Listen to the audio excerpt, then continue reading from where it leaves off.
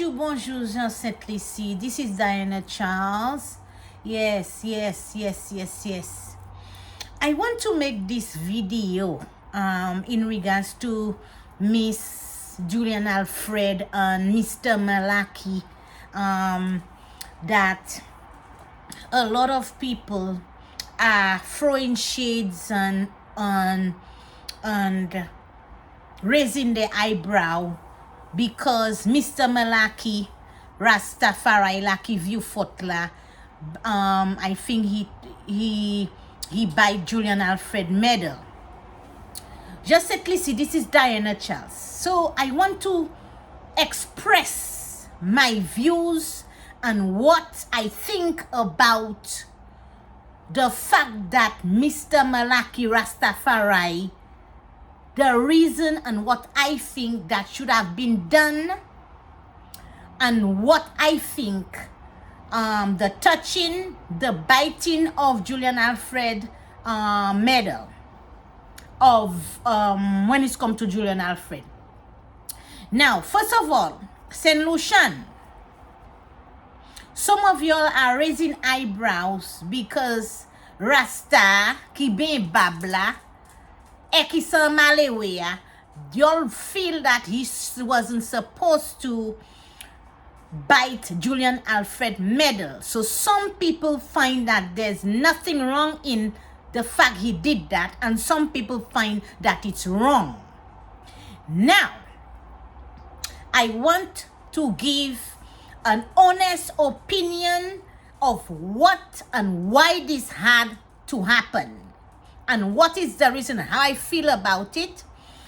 I feel it is wrong for anyone to touch Julien Alfred medal.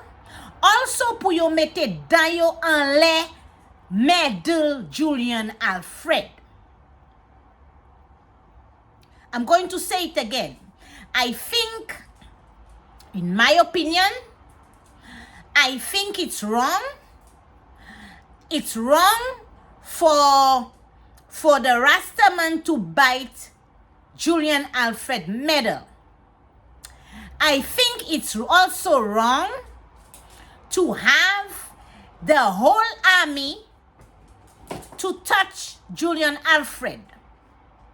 I think it's wrong for the way that this motorcade was arranged, was not arranged properly. I am going to say it again. It's wrong. If I was an athlete and my name was Diana Charles and I had my medals and I am the world fastest runner, and I represent in St. Lucia, I would not want nobody to touch me. Nobody to touch my medal. No one to bite my medal. It's mine. Hands off my skin. Hands off my body. Hands off my things. Pasaouye. Now, how I feel about this is, c'est pas foué ek mwen se moun passe zo, set lisi. That's all what I'm saying. The reason I would say that hands off my skin, I don't know where your hands come from. La ni a di dan zo la mezo panet, la mezo santi pas pweso, ki bis, la mezo a di dan zo ka servi la mezo, ka manye tout vie jom skini, la mezo ho pa lave le oy servi toilet la, ho pa la mezo panet, la mezo bis, la mezo santi do de kabwit, goat rope. Y'all wasn't supposed to touch Julien Alfred. Number one, Julien Alfred is an athletic. She has to keep her health. It's very important that she don't get infections. Touching the Julien Alfred's skin, and she is supposed to keep herself healthy. For her to create, she have to be healthy in 100%. Nobody is supposed to touch the girl or breathe in her face or hugging her at all. Period. Now, I have to say, the ministers, Philip J. Pierre, again, you never seems to amaze me because you son nom ki malpropre. All your ministers are malpropre. Or pas propre. Si zote propre. If your ministers in St. Lucia SLP was clean as Diana Charles, zote kay fe presentation sala and avoid the people from touching the girl. Ministers, toutes ces ministers là from tourism, Julien, Philippe J. Pierre, tout SLP. Y'all are responsible for the Rastafari and everybody touching the girl, which nobody wasn't supposed to touch the girl. Now listen to me and how I was going to, how Alan Chasney was, if Alan Chasney was in power on UWP, Alan Chasney is a clean man. Anam ki pop ki Alan Chasney. Alan Chasney was going to arrange this motorcade properly and pop by Julien Alfred no, Philippe J. Pierre, ou sa nom ki malpropre. Julien, ou sa nom ki malpropre. All the SLPs are malpropre. Y'all are the reason why that motorcade was not arranged and not fixed properly and organized properly. So say a nom ki malpropre. Tout bay malpropre se sa handi day. This is why y'all have a bam wall. Tout sol kante malpropre se sa SLP handi da. Now, I have my say because I'm St. Lucian Canadian. And my name is Diana Charles. Yeah, now hear me out, St. Lucian. Hear me out. I telling y'all, I giving me my say comment on that video. I have to blame the ministers and the organizers for what going on about the touching and the Rastafari guy bite Julien Alfred medal. That wasn't supposed to happen ever. The arrangement for that motorcade was supposed to be announced that Julien Alfred homecoming, there will not be no touching, no hugging, no biting her medal by nobody. Nobody. First of all, there's supposed to be a motorcade and they're supposed to have barriers for the road. And only SUVs, Prime Minister, family and friends supposed to be on the road, on the parade, on a truck. Important people that's supposed to be driving with Julien Alfred on an SUV vehicle that is tinted window, air conditioned, and put Julien Alfred in an SUV. Qui sa zo ka fe? Qui sa Julien Alfred ka fe en la convertible? Un vieux convertible qui all time. Richard Frederick a fait bomas ça. Tout vieux mal porté. En dans un vieux convertible. Julien Alfred was supposed to be in an SUV Cadillac. Those black SUVs. Ford, Govan. They have Cadillac ones. Y'all know what kind of SUV I talking about. Those big SUVs. Lower gouvernement, a tinted window, air conditioned bell, 4 SUVs ka follow tifia and motorcade la. They're not supposed to have nobody surrounding and touching the girl. They're supposed to have the a barrier and all the people, the neighborhood and community west there pakla puzo wave tifia and SUV. Utan, and they should not have nobody surrounding the TV convertible BMW. When Diana Charles, what I put sa? If Diana Charles was like Julien Alfred, hopa hama emwe, hopa kaima emwe, because la maison bis, la maison sorti chicken back, la maison ni lors des poissons bis, pas poisson pas là, la maison sorti lors des vieux lolo sal, la maison sorti lors des coucounza, hopa la veille, and so on and so forth. Est-ce que vous comprenez? No touching. The girl is an athletic. She have, if anything happened to her skin and you're breathing on her, they lay her panty to a buzo, her can breathe on the girl gets sick. If the girl gets sick, how she's going to perform to make St. Lucia better? So, The ministers, SLP, Zomal, Pop, encore. I keep telling y'all, hopani yanye bon sevel zo. Julien Alfred the Great came to St. Lucia. They're supposed to have barricade. Leave the people that wants to wave and congratulate her. They barricade la. And just a few vehicles to drive to make the round the island. Y'all was supposed to organize and let everybody know in a public meeting they will not have no touching the athlete. No touching her medal, no kissing her, no hugging her. No. Tout moun weste à la sidewalk la ek vertifia ka passe. Ek Waverly and so on. Pa mayen tifia. Pa mayen. La niya di nan zo hon famizo. Ek zo poko jeme mayen yo.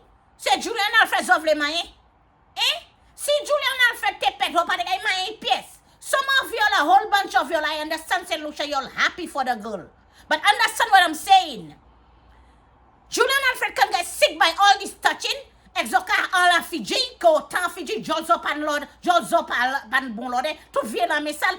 And a lot of bad energy, a lot of y'all in St. Lucia have bad energy hands. Pa ma yetifia. If I was Julian Alfred daughter with mother, and I can be Julian Alfred mother, because she's around 23 years old. So pa de kay ma yetifi mo ya. Ho pa de kay ma.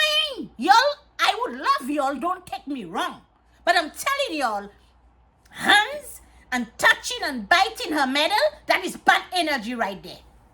Utan, only, not even children supposed to touch the medal. Guard it fear and stay 5 feet, 6 feet far from her. Utan, now, let me tell y'all, nobody was supposed to touch her or bite her medal. Touchless. Now, let me tell you something again. If Julian Alfred have to stay in St. Lucia for 4-5 days and doing motorcade and also going to the school, stadium and doing these things, they're supposed to have a special day for everybody to meet and to sign autographs. Utan autograph.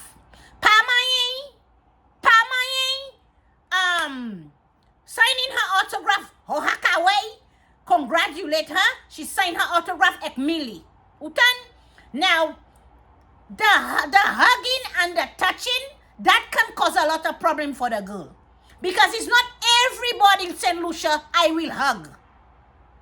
La moun bad energy moun ka kwaze la vie.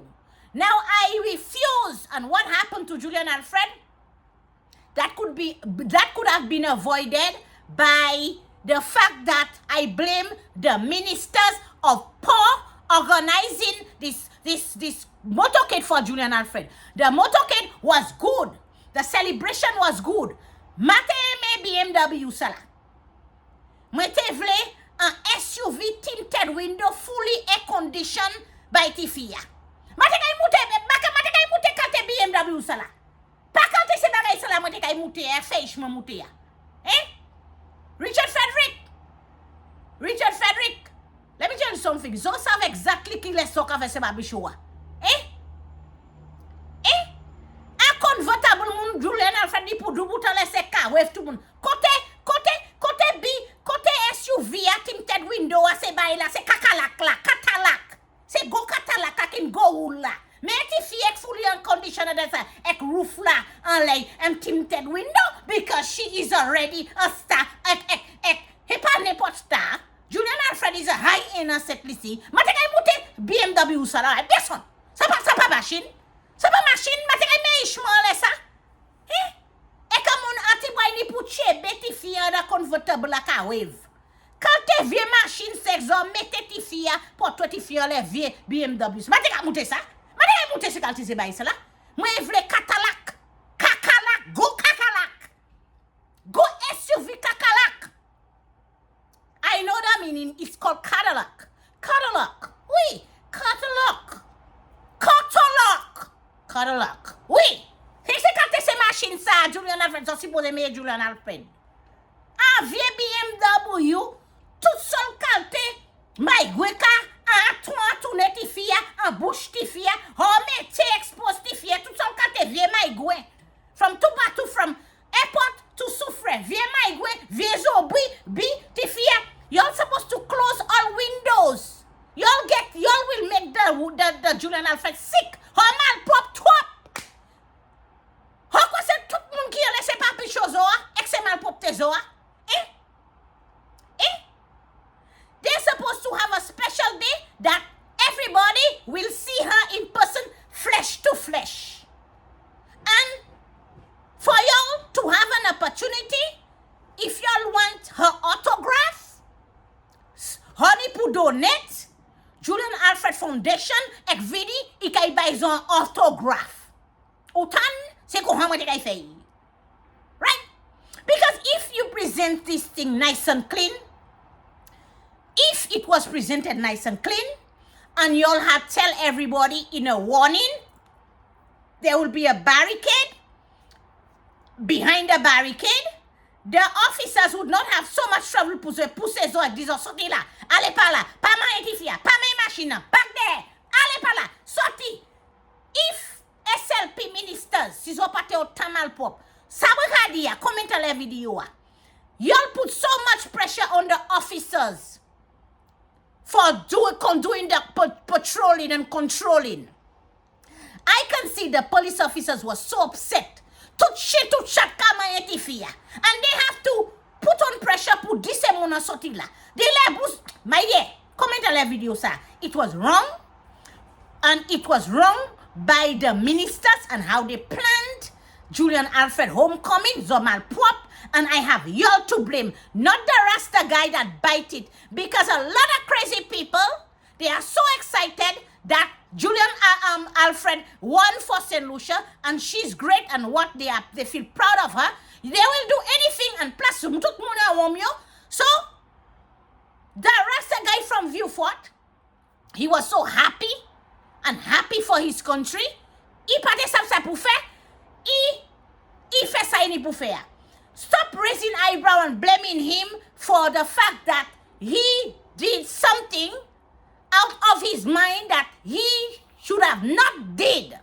And at the end of the day, it was the minister's fault that he did that. Sizo te protect Julien Alfred and let everybody know, no touching, fe barricade, pou person pa vin man intifia, gouvernement, SLP, y'all ministers, zo malpropre, se zo ki fe tout se bay sa ale.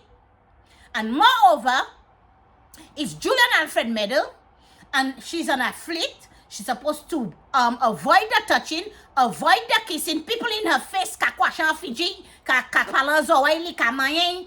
Is y'all that allow it. And Julien Alfred is not experienced enough to tell y'all back off.